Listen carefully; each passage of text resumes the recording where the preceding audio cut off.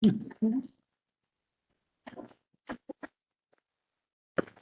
we go. Okay. Okay, so please join me in welcoming back Ryan O'Loughlin and Dan Lee.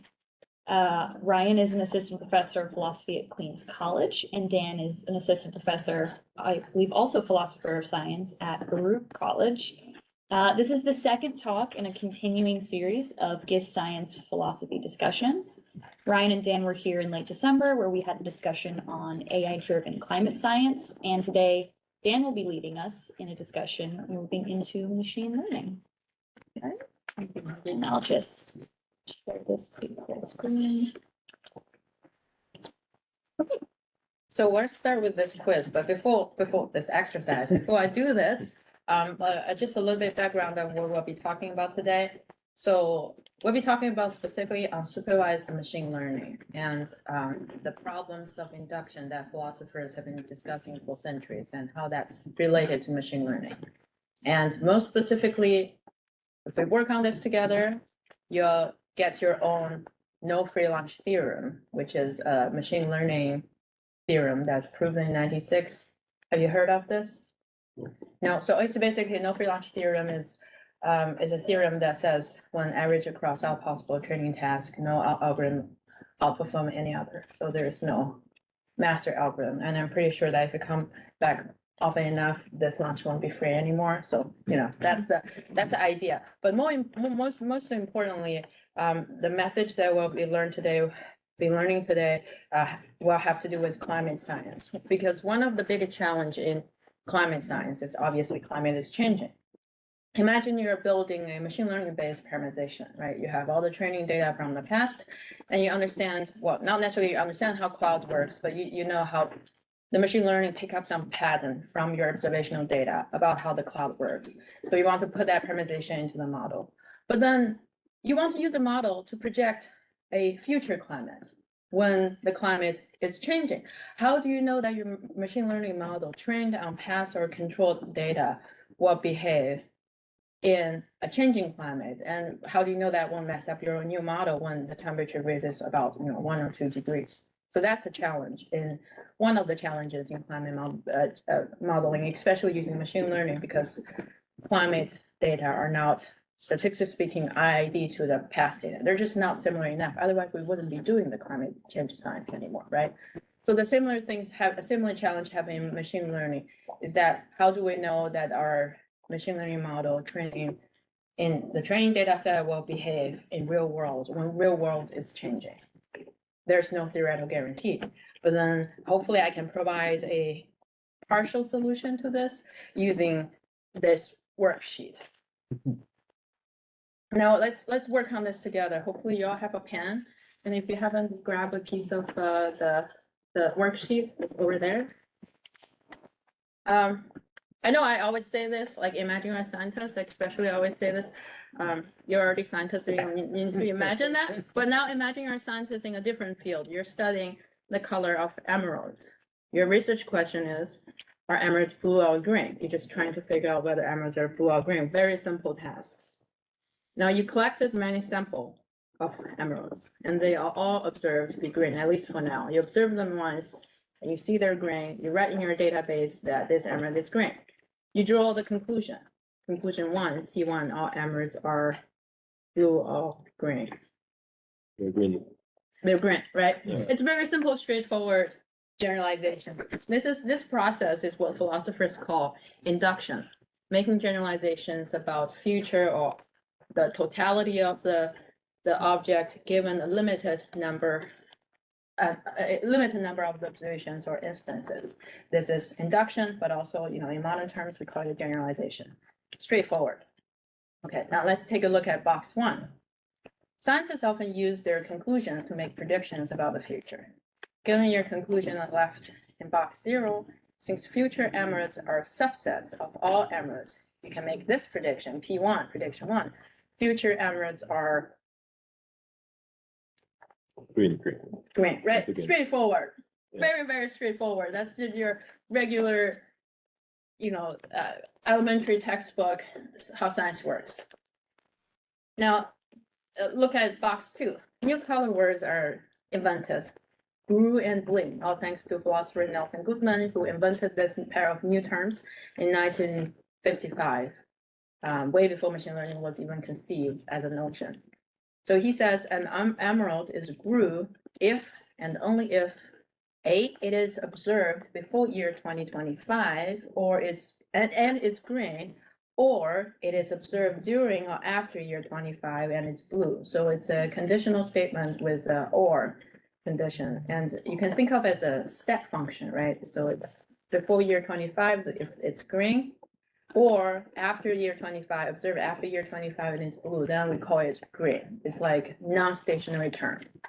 Similarly, you can say an emerald is green if and only if it is observed before 25 and it's blue, or it is observed during or after year 25 and it's green. They're just swapping green and blue and you get green. Now, the first exercise is, can you redefine green and blue using grew and bling? Let's try to fill in the grew and bling in the blanks. An emerald is green if and only if A, it is observed before 25 and is Green. grew. Yeah, and is grew, or it is observed during or after 25 and is green, right? And then similarly, you can do green, define blue in terms of bling and grew, and you sort of just swap them as well. So this exercise is intended to show that if you think about this, there's really no theoretical justification of why we call colors grew and blue. You can call them grew and bling because they're mathematically symmetrical. It's like a base vector. Depending on which base vector that you choose, then you can define one based on the other pair.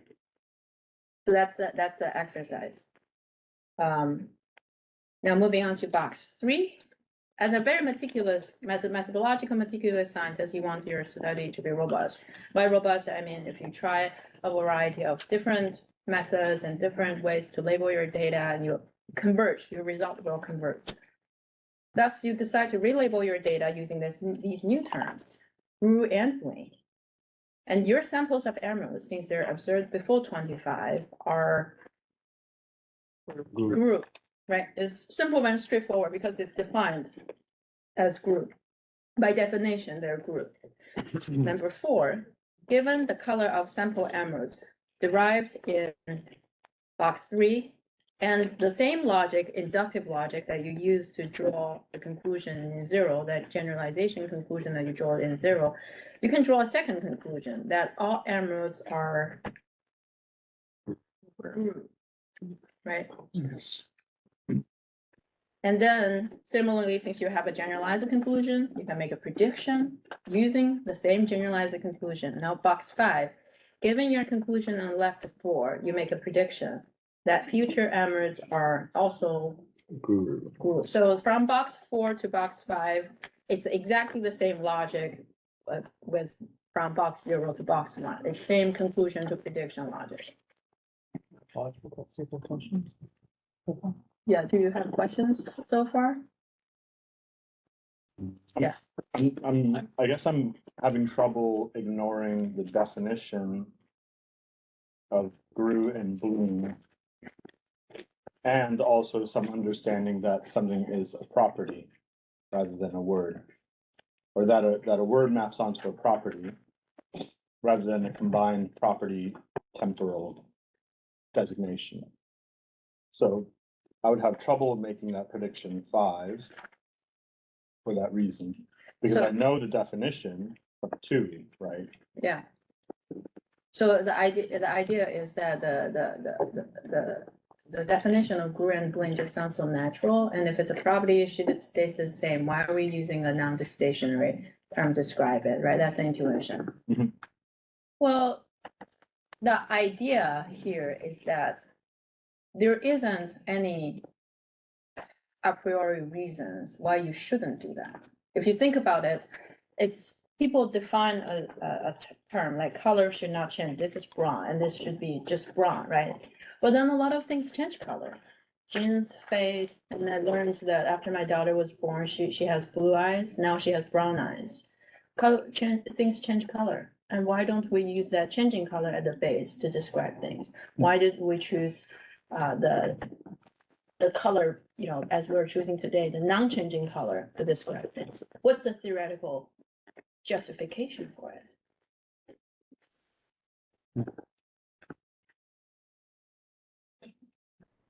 Like one, it's just a human intuition. Maybe one is simpler than the other, but once you did the experiment in number 2, you realize we realized that we can define green and blue, also use blue and bling. Then this, which one is simpler depends on how you frame things.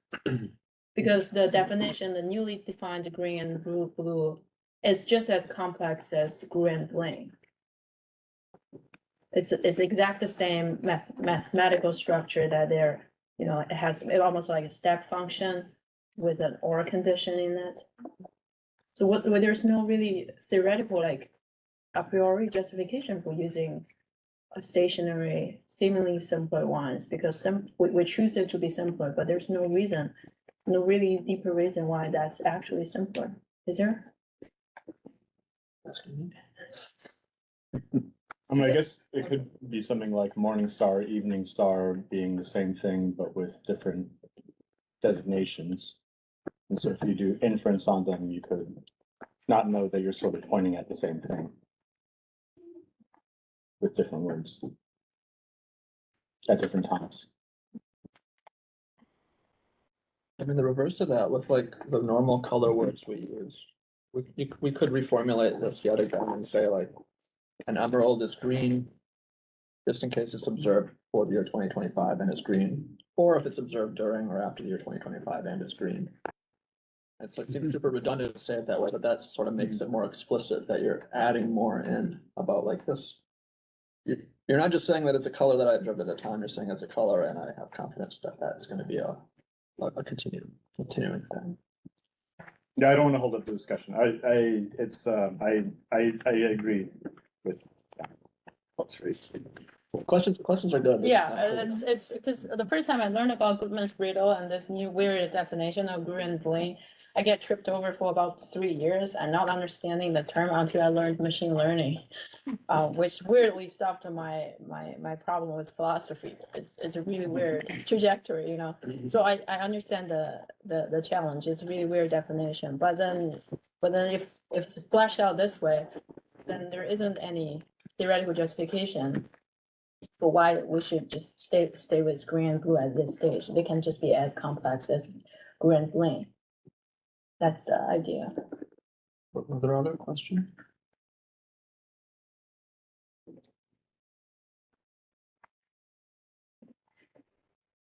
Yes, you can keep going. Okay, so we were at box 5. You all made the prediction that future emeralds are green right now, which is fine. But then if you look at box 1, the first prediction you made is future emeralds are green. And box 5, which is your second prediction, you do, and you say future emeralds are green. Now the problem is you have exact the same set of observations, but you're making 2 different conclusions, therefore making 2 different predictions, which may not be a problem per se. You know, it's just and the logic, the inductive logic, the conclusion to future generalization, the logic is all the same. It's exactly the same problem. So this is what Nelson Goodman is trying to point out with his Goodman's new rate of induction, is that given the exact same evidence, there can be too many equally good inductive results. So that's why you draw 2 different conclusions in box 0 and box 4, which is C1 all emeralds are green and C2 all emeralds are blue. And in my paper, I called it the problem of equal goodies, but then it's actually a known statistical problems, which is termed as the Rashomon effect. Is that given the same amount of data or minimally perturbed data, you can train many different machine learning models. They just look drastically different. The parameter values differ, and even though you use the same algorithm, but they just look different. And it's a term coined by statistician Brian Bremen in 2001. He says there is often a multitude of, quote, a multitude of different descriptions in a class of functions given about the same minimum error rate. So there, if you think about the machine learning test, is that you have the same training data and you train maybe two similar, let's say neural net models. And then they all are, both of them are supported by this training data, but they just look drastically different. And that's entirely, well, it's not entirely possible. It's observe the phenomenon by the practitioners. That's why they gave it a name called the Rashomon effect. Makes sense so far? And if we can move on, so let's push the thought experiment a little bit further. If we look at the definition of GRU in box 2, since future emeralds will be observed after year 25, and P2, you already know the condition that it will be observed after year 25. P2 is equivalent to P2 prime. Future emeralds are blue, right? This is by definition. I didn't change anything. It's just by definition, future emeralds are blue. And number 7, wait a second, you think, I have only one set of emerald samples. Now I have, if you look at the predictions in number 1 and number 6, because P2 prime is the identical equivalent to P2. So predictions in 1 and 6, box 1 and box 6 are opposite or identical? Opposite. Right, so exact the same data. Exact the same inductive logic and prediction making logic, whatever you call it, process to make the conclusions and process to make predictions. Now you ended up with 2 opposite predictions about future. I call it divergent performance in my paper, but it's also a problem that's faced by machine learning practitioners, and it's empirically confirmed. In 2020, D'Armo et al. Is a team of, I think, 40 Google scientists. They got together and did this one thing. They each work on different, each groups of scientists, each subgroups of scientists work on different training tasks and work with different data. There are image recognition, there are speech recognition, but mostly they're all supervised machine learning. So different tasks, different data. They got together, did this one thing. They use the same data set that they are working with. They trained multiple different models, like you get the 2 different conclusions, like C1 and C2. And all these models perform equally well on the test data. Test data is a part of the training data, right? You randomly select 20% of the training data to be test, withhold them for testing. So they are all equally well tested on the training, the totality of the training data. And then they unleash these models, these equally good models into real world. And they start to find the performance for each task start to diverge. Some model does better, some does worse, although they're trained on exactly same data. And then they repeat the process for different training tasks and different data, and the same pattern, the diverging of performance, the diverging of prediction still happens repeatedly. It's just it's just mind-boggling. And this research actually made its way into MIT Technology Review, published in 2020 November. The title is "The Way We Train AI is Fundamentally Flawed." The journalists write this abstract that says the process used to build most of the machine learning models we use today cannot tell if they will work in the real world or not, and that's a problem. So the problem is so, what's the term, robust or resistant to be fixed. It's just that it reoccurs in all of their tests. It doesn't matter which training data, which task they do. The diverging performance is a long-standing problem in their examples, in their research. Now you arrive at the same problem is that they have the same observation and opposite predictions. We can actually push this thought experiment a little bit further. Go ahead. I have a question. Like, for me, it's getting from the conclusion 1 to the prediction 1. We're kind of assuming that there is, I don't know what you call it, but we assume that the future is a subset of the all emeralds. Yes. And so that it's invariant in time. Mhm, And then we define a new property that is varying in time. mhm. And so it makes me wonder, like, if maybe this is the discrepancy that causes the opposite Yes. conclusion. Yes, Like we have exactly. properties varying in time, and then we somewhere we made the assumption that it was not varying in time. Exactly. That's we will, exactly, that's where the problem is. That's also Okay. why in the beginning I mentioned that imagine you train a parameterization model on past data and you want to plug into your climate model, and your Yes. climate model is gonna help you make a climate change projection. And then that's the same problem. You can't assume that your parameterization model trained on past or control climate will work in a climate change situation. And that's this assumption that things change versus whether things actually change. It's gonna jeopardize climate modeling if we use machine learning without discretion. Yeah. So like you could imagine that at this time, like the sun changes for some weird reason. And all of a sudden stuff that looked blue now looks green. So it'd be natural to invent this word where things that were blue are now green, but we just gave it one word because it's like, well, it's the same thing. So there's this invariant property of having been blue and now being green and vice versa. So in that case, it would make sense to have that Yes. new word, and that new word would be more performant in terms of making prediction Absolutely. than your old words. Absolutely. Yes, exactly. That's where we're going right now. Imagine there are two worlds, one in which emeralds do not change color, the other emeralds do change color the way that Marcus says. It does. So that's box number 8. So you're determined to investigate the issue. There are two hypotheses about the emeralds. Each one is we live in a world in which emeralds do not change color, which, most likely to be this world that we live in. Otherwise, I guess jewelry dealers are gonna be very upset. Hypothesis number 2 is we live in a world in which emeralds do change color.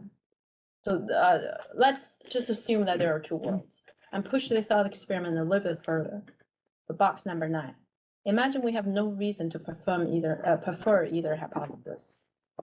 And I realize this is a very strong assumption that we, obviously we probably prefer H1 over H2, but just take a step back and imagine that we have no reason, because this is a classic problem in induction. Even if our past observation says emeralds don't change color, it still does not guarantee that future emeralds don't change color. It most likely give you some confidence, but it doesn't guarantee it doesn't change color, right? So, but imagine, so in an extreme sense, we have no reason to prefer either hypothesis, then we can attribute probabilities to H1 and H2, they will sum up to 1, right? Because that's the whole space. So probability of H1 would be, yeah, half, right, half. And then probability of H2 is similarly just half. So just take this as a strong assumption and let's see how that works. Box 10, under these two hypotheses, determine whether each conclusion is true or false. So the first one is read as conclusion 1 given H1. So H1 is emeralds do not change color. C1 is all emeralds are green. If given emeralds do not change color, the conclusion now all emeralds are green should be true. So 1, yes. Yes, and then the second one, C1 given H2 would be 0, yeah, and then C2 given H1, 0, and then C2 given H2 would be 1. So we worked out the outcome of these hypotheses given the outcome of the conclusion, whether the conclusion is true or false, given each hypothesis. Now we can compute the mathematical expectation, which is just a marginal probability of the expected marginal probability formula. So just to refresh everybody's like high school mathematics, expectation is just the mathematical expectation is you multiply the outcome by the probability of this outcome coming out. Like if it's die, it's 1 multiplied by 1/6 plus 2 multiplied by 1/6, and so on and so forth. So that's mathematical expectations. So in the long run, if we consider all the possibility, what's the expectation? And now we can just simply plug in the numbers.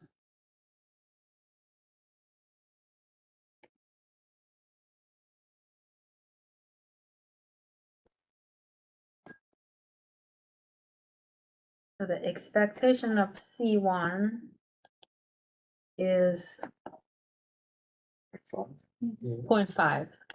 An expectation of C2 is 0.5. What could these two numbers possibly mean?